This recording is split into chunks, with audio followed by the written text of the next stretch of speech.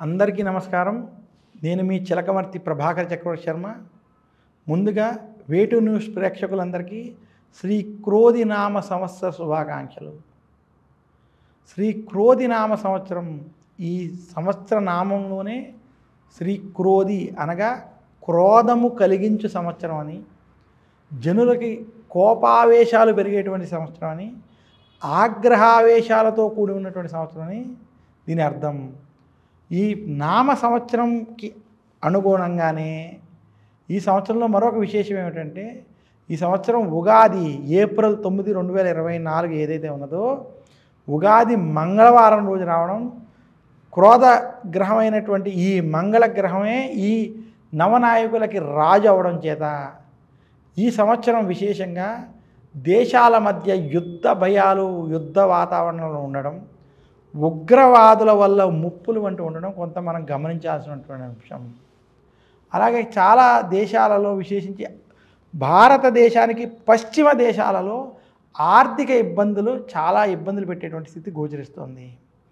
భారతదేశానికి మాత్రం ఈ సంవత్సరం అన్ని విధాలుగా వృద్ధిపరంగా కలిసి వస్తుందని మాత్రం తెలియజేస్తున్నాను. ఇక క్రోధినామ సంవత్సరంలో రాజు కుజుడు, మంత్రి శని అవడం చేత ఈ సంవత్సరం విశేషించి భారతదేశంలో కొంత అన్ని పరంగా వృద్ధి కలగడం, కందులు వంటివి, పప్పు ధాన్యాలు వంటివి బాగా పండడం వంటివి జరుగుతుంది.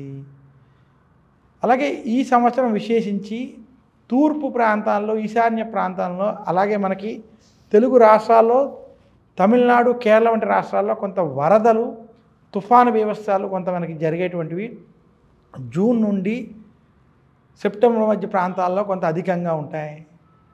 ఇక శ్రీ క్రోధినామ సంవత్సరంలో ఉద్యోగస్తులకి కొంత ఇబ్బందికరమైనటువంటి స్థితులు, ఉద్యోగపరంగా ఉద్యోగ సమస్యలతో ఉన్నటువంటి స్థితి గోచరిస్తుంది.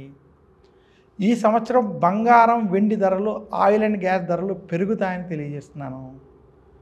రాజకీయ నాయకుల మధ్య వైరాలు అధికంగా ఉంటాయి. ప్రముఖ నాయకులు జైలు పాలవుతారు. ఇదే కాకుండా శ్రీ క్రోధినామ సంవత్సరంలో కొన్ని ప్రాంతాలలో అధికార మార్పు కూడా జరుగుతుందని తెలియజేస్తున్నాను. మొత్తం మీద భారతదేశంలో శ్రీ క్రోధినామ సంవత్సరం కొంత ఆగ్రహావేశాలతో ఉంటుందని తెలియజేస్తూ, ఈ సంవత్సరం ప్రతి ఒక్కరికి శుభాలు కలగాలి, మంచి జరగాలి అని తెలియజేస్తూ, భగవంతుని ప్రార్థిస్తూ, వేటు న్యూస్ ప్రేక్షకులందరికీ శ్రీ క్రోధినామ సంవత్సర ఉగాది శుభాకాంక్షలు. నమస్కారం.